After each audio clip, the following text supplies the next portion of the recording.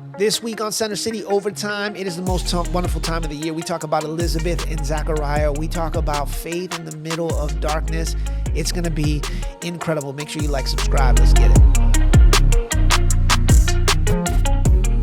Welcome to Center City Overtime, a weekly podcast where we take a little more time to dive into Sunday's message and Sunday's football game. And I just want to give a quick shout out to Derek, who came up after the service on Sunday to say that misery loves company, and he really enjoys hearing us be miserable about the Panthers at the beginning. So we're gonna keep it up for the rest of the season, just for you, Derek. Golly, what a game! Yeah, I didn't watch all of it. It's finals week, and I had to write some papers. But what I watched the second quarter and the fourth quarter, and I saw the Saints score a lot. It's messed up. It's just the flashes there's flashes, but I don't know what we know leaving this season. I know what we know. I mean, I know you want to blame Tepper. That's fine. So let's just replace Tepper with another owner. Okay. What needs to be solved? Everything. That's not a good answer. Well, you got to start with the coach. You got to build a whole culture. We need a new GM. So let's just pretend that we have the whole front office solved. New owners, new coaches. O-line. O-line? Mm-hmm. Oh. And with the coaches, the play calling, because the number of times that we were third and short or fourth and short and decided to throw the ball made me want to scream. Yeah. I did once scream. You know what's funny? I'm watching the game, and like one time, I literally in my head, I thought, come on, Dolphins. Oh. Old habits. I think the O-line needs to be addressed without a doubt. I'm not sold on our receiving core. Yeah, there were a couple times Bryce had some good passes down the field, and the receivers dropped, like giving up on routes. So I'm not totally bought in there yet, but it's tough to evaluate your receiving core and your quarterback when that guy's running for his life from the time the game starts to the time the game ends. He is running for his life. Yeah. So anyway, I would start with the O-line. There we go. So all Ashley wants for Christmas is a new owner for the Panthers. A whole new front office and an O-line. Yes. Yeah, there you go. Well, apparently you're Santa's favorite pastor. Yeah. So I don't know if this is in the shot or not, but my parents gave me this mug for the podcast. Oh, nice. So I thought we would start off the same way that you started the sermon on Sunday, just talking about miracle offering really briefly, because the numbers are kind of staggering. So for those of you who maybe watch online and haven't been part of the Center City family in person, we've been in a season of about 5 weeks where we've encouraged people to give above and beyond our tithes and offerings, to go directly to partner organizations that are doing kingdom work, both here in Charlotte and a couple that are working around the world. And this was the week that we celebrated everything that came in. And do you have the number? Yeah, we do. So miracle offering alone, we're over $9,000 had come in. And then when you put that together with Kingdom Builders that happens all year long, this year we're right at that $40,000 number, which is incredible. So one of my favorite things I get a chance to do every Christmas season is we'll sit down, and in the next couple of weeks we'll write a couple checks to some incredible partners that we've been working with all year long and be able to bless them. Specifically this year, what's exciting is so many of these partners are at capacity. It's been a tough season for so many people that some of our strategic partners are working along the lines of record numbers. So whether it's people working, we have one partner in particular that works with people that have been stuck in trafficking, and the number of women that are coming out of that life right now is at a epidemic level. So they're having to some degree shut down some of their services just because they're at capacity. So we'll be able to bless them this Christmas season with some resources to open some of those back up. And, some of our other partners, like whether it's SIM working with using soccer as a way to kind of present the gospel, we were able to open up some camps in Peru this year. And even Hope Street Pantry, a partner that we talk quite a bit about here in Charlotte, as food insecurities continue to grow in our area and more people are struggling to just put food on the table. They really are at a point of capacity. So this is going to give a little shot in the arm. So, It's exciting. It's kind of what we do here at Center City. It just gives us a chance to kind of speak to our corner of the world and bless our community. And it's exciting to see how the people have stepped up and committed to give this year. Yeah, and then the timing with Saturday was the Christmas Promise store. And so I know Pastor Joey has the numbers. He's not in the office right this moment, but we counted up. It was over $3,000 worth of gifts that Center City families brought in. Wow. And we had record numbers of volunteers this year who were serving both to help set up Friday night and working on Saturday. I was there for a little while, and it was just a fun atmosphere. It's just really cool to be able to take some time in December, which is usually a crazy, crazy busy time of year, and choose to say, like, no, I want to do something that serves other people and serves God by serving other people. And so it's an exciting time. Absolutely. Yeah. Most wonderful time of the year. Yeah. So let's talk about A Family in Despair. Yeah. How's that for a segue? Has this series felt like a downer to Christmas across the board? It hasn't for me, but I'm a really big Advent person. Like, I really like preparation for our big holidays because then you understand what you're celebrating. Sometimes I think when we jump the gun, we actually miss how big a deal it is that God came to us in Jesus. So I am all about what we're doing. I'm also in finals mode, so the whole world is kind of a downer right now. So I'm like, good, you're matching where I am. But I do really love what you talked about, because even though the message is titled A Family in Despair, really what you talked about is the moment that the light breaks through. And I love the way you tied it to how disoriented we get when physically we go from like a dark theater, or even to an extent Sunday morning, because we don't have windows in the room and it can be kind of dark in there, and you walk out into the daytime. It can be like just like jarring, kind of. You did research on the science of that. Will you give us a mini science lesson? Yeah, it's called light adaptation. So whenever your eyes move into a room or into an area that's filled with brilliant light from an area that it was dark, the eyes begin to adapt. So your eyes are kind of made up of rods and a cone, and when you're in light, the cone actually receives color better. It understands depth better. So that part of the eye really begins to kind of stretch. When you're in darkness, the rods take over because the eye begins to kind of depend on the rods to understand depth perception, to kind of try to figure out what's going on. Your pupil begins to contract and restrict, all just depending. So the eye is actually pretty fascinating in that it knows how to change depending on the setting it's in.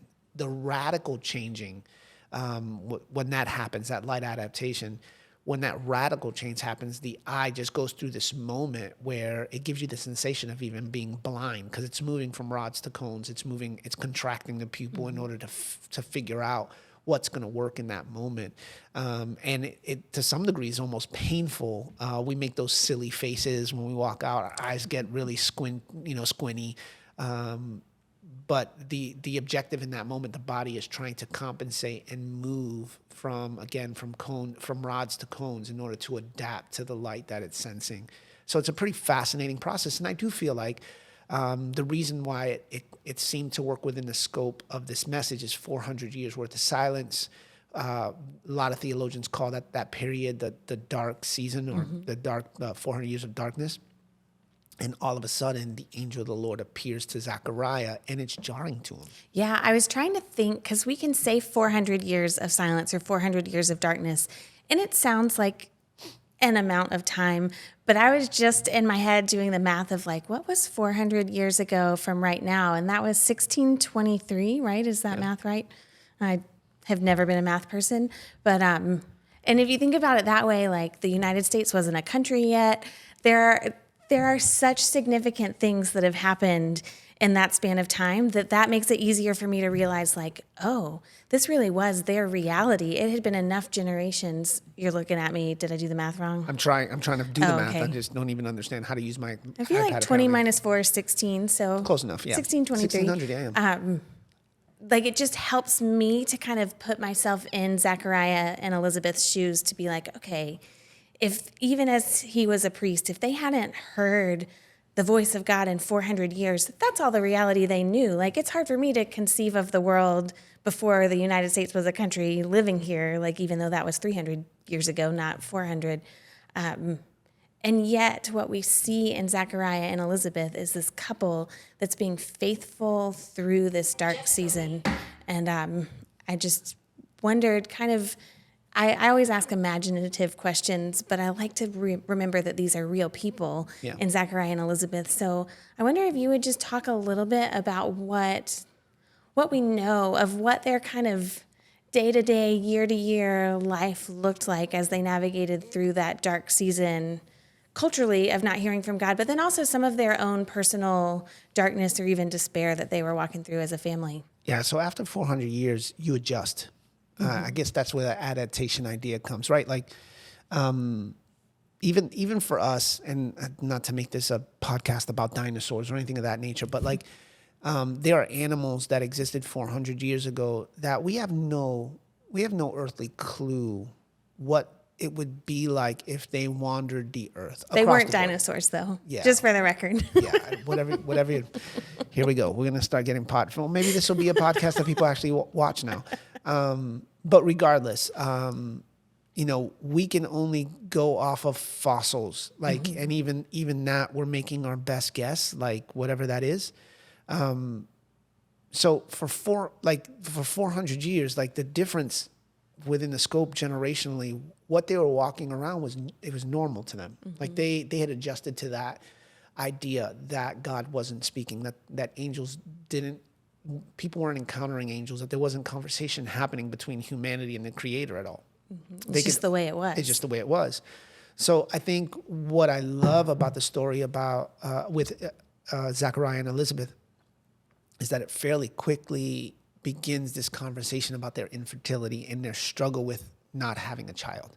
It's the first kind of inclination of where they're at, because the moment we read that your wife is without son, instantly we can create a makeup of what they navigated through culturally during this time.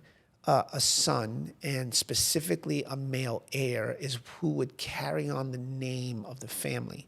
If the dad, tragically dies early, it's the male heir who would inherit the property, inherit all of the wealth and kind of cultural positioning of the family. Without an heir, without a son, there is no future. And people look down on that. Like, there was a cultural stigma in a lot of ways. If you didn't have heirs, the work of your hands would end. So for this incredible couple that we're introduced to, culturally, even what we can read is that they were kind of struggling with figuring out where they fit. And then even spiritually, like the day-to-day life of a believer or a child of God back then, if you didn't have children, even spiritually, you were considered to be unfavored by God. So here we're introduced to this couple in the middle of a season of darkness, and personally and spiritually and culturally, it's just dark. And yet, what I love about this passage is it begins with, but God saw them as righteous. That even in the middle of that, they were still doing the right thing, which I love. Yeah. Even that Zechariah was still a priest, still going to the temple, still seeking that presence of God. It's really fascinating. And then we have this moment where everything changes and he's doing what he always did. And then an angel appears. And again, I think sometimes we read these stories, and because it's the story of the birth of Jesus, we're like, oh yeah, and then we know the angel's going to appear to Mary soon too, and we just kind of keep going because a lot of angels appear during the Christmas season. And yeah, when you think about how surprising, like how awestruck I would be if an angel just appeared in front of me, Zechariah actually responds pretty well, considering. I like to knock him sometimes, but I'm like, I wouldn't have done any better. So the angel says, "Don't be afraid, Zechariah. God has heard your prayer." And I want to stop there before we even get into the details. What does it mean that all of this time that it seemed to be silent, that God was hearing Zechariah's prayer? Yeah, so this idea of God hearing the prayer of his children is not new to the New Testament. I mean, for the history of throughout the history of humanity, we see this picture that God hears his people's cry. Started in Egypt. So when you read through Exodus, you hear these incredible passages about how God is responding because he's heard his people cry. David talks about it over and over again in the book of Psalms, like 15 times. We hear this idea of, I cried to the Lord and he answered. Those who cry to the Lord will be answered. So it's not just a New Testament picture. It's also an Old Testament picture, which just speaks to the full of humanity. God is always listening to the cry of his children's heart. I think the implication it has for us today is that regardless how dark your season is, God is still listening. And the promise in not just in this passage, but throughout Scripture is that not only is he listening, but he's answering. Now, I want to be clear. He's not answering always in the way that you think he's answering, but it doesn't mean he's not answering. It just means it may not be in the way that you think or in the timing that you would want him to. So I think it's critical for where we kind of live, that anyone who's kind of even listening to this podcast now, maybe walking through a dark season, to be reminded that God always listens. But listening requires somebody to cry out. Like if there's not crying out, God's not hearing, because, it requires us to cry out. But yeah, you said something in the second service on Sunday that really just kind of sat with me about that. You said that when we're really in the darkness, we can't help but cry out. It's a matter of who we cry out to. Yeah. And I thought that was just really profound. I had just never thought about it that way, that when we're really walking through painful things, there is something in us that's going to cry out. What we have the choice about is, are we going to cry out to God, or are we going to choose to cry out to every other person around us who may possibly listen, in every message board or comment section, or, just all these other opportunities we have. Not that, cry out to your friends too. I'm not saying don't, but this idea that we do have this choice in our darkness of where we take our cries. And it can be kind of hard to know, like, how does someone... I know this sounds so elementary, but how do you cry out to God when you feel like you can't take the next step forward? I know you, most people would probably think I'd have some kind of deep theological answer to that, but yesterday during my message, baby Drew began to cry. No one had a teacher, right? As we get older in our cry, there's going to be moments where Drew begins to figure out that if she cries to mom or she cries to dad, there's two different responses. So I think you don't need to know how to cry. I don't need to teach you that. I do need to, one of the things about crying, again, you mentioned it a little bit ago, but we have to learn who to cry to. And I would say the barometer for who to cry to is, who do you trust can handle the weight of your pain? And who do you trust has the resources to fulfill the thing that you're crying about? I was taught years ago that if you just keep crying out to people who can't change the thing, you got to be careful, because some of that can slowly but surely turn into gossip if you're not careful. But when it comes to crying out to the Father, I think the angel kind of unlocks this idea that no, we can cry to the creator of the universe, and he listens. So I think from a really practical place, some of our prayer, and he's specific here too, because I think that's clear. We're going to talk quite a bit next year as we step into 2024, yeah, which I'm excited about. But he says God heard your prayer, and then later on he uses that phraseology of cries.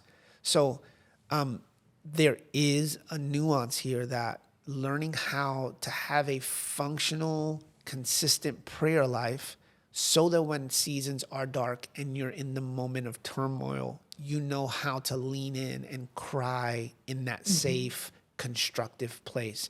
So I feel like almost every conversation we have leads back to consistent prayer life, but it's just the truth of not just this passage, but the whole of Scripture, that there's a way by which we can navigate a consistent communication with the creator of the universe. So even in our dark moments when we cry, it's within the constraints of that relationship. It's not new. I'm not trying to figure out how this works. Me and you talk constantly. We have conversations all the time. When we first started having conversations, when we first started working together, there was this feeling out process where I got to figure out how Ashley listens, and she's got to figure out how I listen, and how you talk on the phone way more than texting. Yes, because texting just drives me nuts. And now that I have adopted that habit, thank you. You're welcome. Isn't it so much nicer though? It is. Yeah. It's easier. You're welcome. So much of our time together has now created this nuance that I can pick up the phone and I don't have to walk through 20 minutes of niceties. We can get right to what I need to talk about because we have that relationship. I think it's the same thing in our relationship with God. The more you grow in intimacy in your relationship with God, in those seasons of darkness, when it's time to cry out, you just fall into that place because the relationship's there. Yeah, one of the things that with a couple people that I've been walking through some really challenging situations with, I've just kind of had this pull in my spirit that a lot of times people will approach us or the prayer team or the elders for prayer, and we absolutely want to pray for people. So this is not me saying don't do that. But now sometimes I will pray for the person, and then I will ask them to call out to God with me present. Like, so I'm not the only person praying and then they walk back to their seat or then the time is over. But like, now it's your turn to cry out to God and bring your request before him. Because I do think sometimes, and this can even happen to me, I can go to other people to pray for me before I'm even going to God on my own. And so just kind of relearning that and then helping other people to learn that too. Because there's that small nuance, and it's not bad to ask other people to pray, but there is something about us actually crying out to God and saying, God, I need you in this situation, even if that's all you know how to say. Jesus, I need you. Like, Absolutely. That's enough. So what I love, though, is the angel doesn't just stop with, God has heard your prayer. He answers in such a surprising way and is basically like, hey, Zechariah, I know you've wanted this basically your whole life. And you're really old, and now you and your wife are going to have a son. Yeah. And by the way, you need to name him John, which I just think I love that specificity. Yeah. You also brought out, it's amazing how many things in a story I've heard my whole life, that this might not have been the great news that I've always immediately been like, oh my gosh, that's amazing. Their prayers answered because they're old. Very much so. Yeah. Now, again, that comes from a personal place. Like Jess and I struggled with infertility for still do technically. When we finally adopted the boys, we were so much further along in our life than all of our friends. Our friends were having babies at 21 and 22 years old, and here we are at 30 plus, and it's like, what's going on? So it was challenging, and still to some degree is the thought of like, maybe we should adopt another child. But then I'm like the 70-year-old at high school graduation, which is, I had a friend growing up whose dad was really old from a second marriage. And so, he was in his 70s when we were in middle school. Mm-hmm. So like, it was weird. Like it felt weird. And again, what's your grandpa doing here? Yeah. P.S. He was a great dad. Uh-huh. He was phenomenal. He was one of our favorite because he was just so chilled and laid back, eating his papayas. Like we would always go to his house. He grew papayas in his backyard and awesome. So we'd come over and nobody liked papayas, but he'd always cut us up papayas. Anyways, there's again this weird stigma. Now they're not parents, but they're older parents. And so I think you can take Elizabeth and Zechariah at their word. This is jarring. And then Elizabeth later on just expresses her gratitude for God removing the shame of her infertility. But in that moment, like, that's got to be jarring. Yeah. It uses words like fear and shaking, and like he's just thrown back. So yeah, absolutely. I think if there's not a little bit of fear, and I use that word in a healthy sense. Mm-hmm. If there's not a little bit of reverence and wow, when God reveals his plan for your life, I think you should be concerned. I think there should be a healthy sense of, oh, how is this going to be done? Because what that does is it leaves room for the miraculous to step in. If it's something that doesn't shake me, then there's a good chance I can do it on my own. Yeah. But if it shakes me, there's a dependency almost instantaneously. And you see it in Zachariah's response. He's like, how is this going to happen? Are you sure? Which I love. Yeah, because that's so human. We get used to what we know. Yep. And then even if we want the miracle or we want the healing, whatever it is that we want that is also what God has promised, sometimes it's scary to let go of that, but at least I know what to expect day in and day out in this darkness that I've gotten used to, or in this captivity that I've gotten used to, this addiction I've gotten used to, this whatever it is. And Zachariah is just so human and like, well, how's that gonna happen? Yep, absolutely. Which I love. My favorite part of this story is the humanity of Zachariah and Elizabeth. And P.S. Remember, we started the story with their righteousness. It just tells me like there's things about our humanity. There's emotions. There's thoughts that we can totally have and totally live in, and still be considered righteous, which I think is just a huge picture and why one of my favorite parts of the Christmas story. Yeah. So this question you didn't really talk about in the message, but I'm just kind of curious your thoughts. So Zechariah says, how can I be sure this will happen? I'm an old man now. My wife is also well along in years. And the angel says, I am Gabriel. I stand in the very presence of God. Come on, somebody. It was he who sent me to bring you this good news. Come on, somebody. But now, since you didn't believe what I said, you will be silent and unable to speak until the child is born, for my words will certainly be fulfilled at the proper time. I'm curious about Zechariah's silence because I've always kind of read it as punishment, but I think it might have been a gift. Oh, absolutely. I knew. We didn't have time Sunday, Yeah. so That's what this podcast is for. Overtime. absolutely. I completely. If you're telling me, John, there's going to be a Maserati outside waiting for you on Christmas morning, I'm prophesying this over your life. And I'm like, you're crazy. Like, Maseratis are crazy expensive. That, like, I wouldn't even know what to do with a Maserati. Like, maybe when I was 23, I wanted a Maserati, but now at 46, that's crazy. I'm going to look like I'm in the middle of a midlife crisis or something. Like I don't even know what to do with a Maserati. Are you sure? And he turned around and said, well, until you see it, you're not going to speak. And then I can't say another word. I think in that moment, there's some confirmation building up in Zachariah, like, oh, wait a second. Like, now, again, I think we have a tendency, I don't necessarily read punishment in this passage, but I also don't necessarily read this as a blessing, but I'm just putting myself in Zachariah's place. And I think this is a confirmation. And later on, the angel showing back up to his wife, like across the board, just the angel showing up should have been enough. But the fact that he shows up and then he turns around and says, you're not going to say anything until this baby's born. And then the next thing I would probably try to do is test it, right? Like, what are you talking? Oh, wait, I can't speak. I think for me, this is a confirmation of Zechariah. See, I've been in the presence of God. And what I'm telling you on behalf of the creator of the universe. So I think it's huge. Yeah. And in some ways, he probably drew more attention from the people when he came out of the temple and he couldn't speak, but he also couldn't say the wrong thing. Like, as he was still processing his miracle, he wasn't put on the spot as the priest who had been chosen to go in to this holy part of the temple to come out and be like, and this is what the Lord said, and this is what's going to happen. Instead, it was just like, yeah, like a gym. Well, even Elizabeth, right? She gets the news and he comes home, or whatever the conversation's like. And he's writing stuff down, I'm sure, to try to communicate what's happening, but it's a confirmation of her too. Oh, wait a second. Like, God is in the middle of this all. So I think, to me, I would have read it as a sign. Yeah. So, yeah. And so then Elizabeth, she does get that news, and her response is how kind the Lord is. And I want to just kind of sit here for the rest of our conversation. You mentioned, as you were talking about this kind of an application for us, you talked a lot about comparison. And because she says how kind he is, for he's taken away my disgrace of not having children, and this stigma that you kind of talked about earlier today.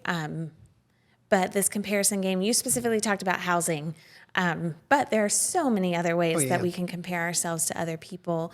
And it is true that sometimes I think in the back of our heads, we don't really believe that God is kind. Like, if there's something that we long for, whether that is a home or a spouse or children, It really could be a job that you don't hate. Like so many different things that we long for. There's a part of us that I think can sometimes be like, oh, well, God doesn't want to give that to me. And he may not, like he knows more than we do.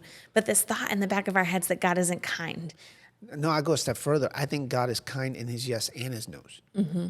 Like across the board. I think according to what we read scripturally, like he is so rich in kindness, meaning like his distribution of kindness is endless because he's so rich in it. I was thinking about this this morning because the Dodgers just paid $700 million for one pitcher.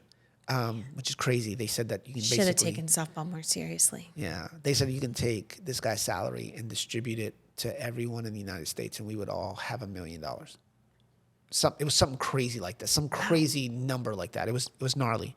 So I couldn't be in whatever his contract was. It was just gnarly.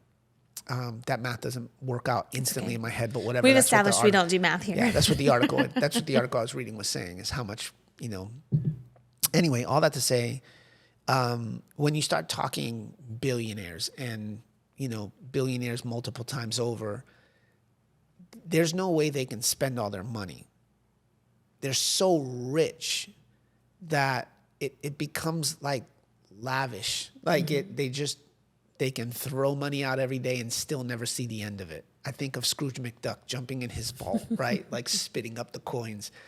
When we read that he is so rich in kindness, I think we are short-sighted to believe that the only time he's kind is when he says yes. Mm-hmm.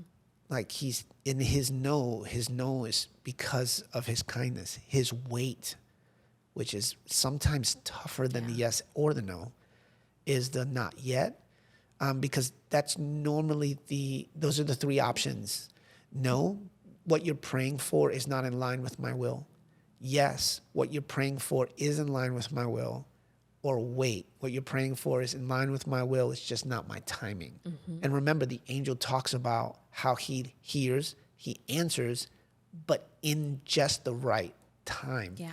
So I think that God, in his infinite wisdom, the way that I've always framed this specifically around this story is if they were 20 years old, they had kids and lived a life that everybody around them lives, we would not be talking about Zachariah and Elizabeth. Mm-hmm. But because God's timing is perfect, 2,000 years later, we're still celebrating the life of this righteous couple because they trusted in the Lord and he saw their righteousness and he turned around and his yes, but wait, turned into this thing that changed humanity in the face of humanity because John the Baptist would go ahead of Jesus. I think I don't. And they probably got to spend time with Jesus. We know they got to spend time with Mary while Jesus was in her womb, but they were family. Like the first recognition of the creator of the universe coming to humanity happened in Elizabeth's womb. Mm-hmm.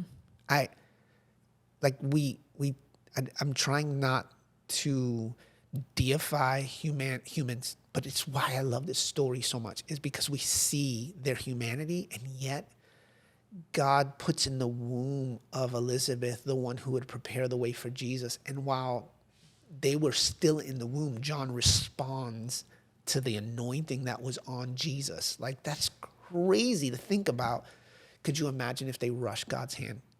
If they had their way, we wouldn't be talking about any of this. It would look a lot like Abraham. That's what I keep thinking about, but we won't go down into Abraham's story. But I think for so many people, what kills us in our wait is our comparison, that monster that sits in your pocket that you thumb through every night. I think we are at a place, and we talked a little bit about mental health, even recently, just conversation with you and I having, that it just seems like it's a bigger issue today than ever. And I'm never one to just put blame on technology, but it's hard not to consider the constant comparison. Mm-hmm. We are horrible at even celebrating. So we can say, no, I'm just celebrating all my friends. But as we're celebrating, instantly that can go, why doesn't my life look like this? Why don't I have the 2.5 kids with the white picket fence? Well, they got married and they had a house 2 days later. Why has it been 5 years and I still don't own a house? That comparison will absolutely rob us of being able to sit in the kindness of God, who said, no, you can't handle the house right now. Or I have something better for you, but you're just going to have to wait. Like, we just can't handle that because of the size of that comparison monster that sits in our pocket. And I believe faithfully, I believe fully that the kindness of God will never submit to the comparison monster that's plaguing your mind. He just won't. He's not going to choose to do things because other people are, that pressure is on you. Like, that's just not how God functions. He knows what's perfect. I often talk about the limitations of our humanity is that we experience time linearly, so we can only experience right now. And once that's gone, it's gone. We can't experience what's to come. We can have hope for it, but we can't experience it until it happens. God, who lives outside of humanity, has a perfect sense of time, so he knows what was, what is, and what is to come, meaning that his timing is based on this information that we can't possibly have. He is kind to allow his will to line up with that timeline and not ours. So I love this picture of kindness. That in its original language, the phrase is unmerited favor. And in this passage, in Ephesians 6 or 1:6, speaks about how that unmerited favor unlocks freedom for us, how that kindness forgives our sins, how that kindness is showered upon every one of us, that it's just available to all of us, and that ultimately it produces wisdom and understanding. So I'm obsessed with kindness. I don't know why we don't talk about it more in the Christmas season, because it fits so perfectly with Elizabeth's declaration of the kindness of God that removes shame. Yeah. So what would you say to someone watching this podcast who is in a dark season, is really longing for something?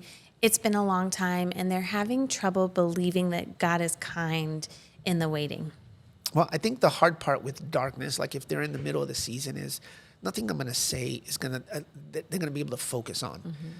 I would take you back to the original context, or the original conversation point here, and that's just make sure that you're calling out to God. I believe that when you call out to God, he's faithful to answer in his timing, and all that stuff will work into play. If you can just start by calling out to God, we can have hope because he is kind, but in that season of darkness, it's kind of hard to hold on to that. So I totally believe it needs to start with this idea of make sure that you're crying and calling out to the Lord. Yeah, that's really good. Okay, where are we headed? Well, Mary. We finally get to Mary and this moment where she's visited by an angel. We'll talk a little bit about the voice of God next week. So, listen, if you're not excited about Christmas at this point, you just need to get excited about Christmas. And it's going to be a lot of fun. I can't wait to dive into the story. Yeah, so we'll be right back on Sunday at 9 and 11. Just a quick note, if you are part of this Inner City family, Christmas Eve will be just one service at 10 a.m. and New Year's Eve will be one service at 10 a.m. December 22nd. Yeah. Hope is born. Hope is born. Friday, December 22nd at 7 p.m. We're going to throw the link in the description like we did last week.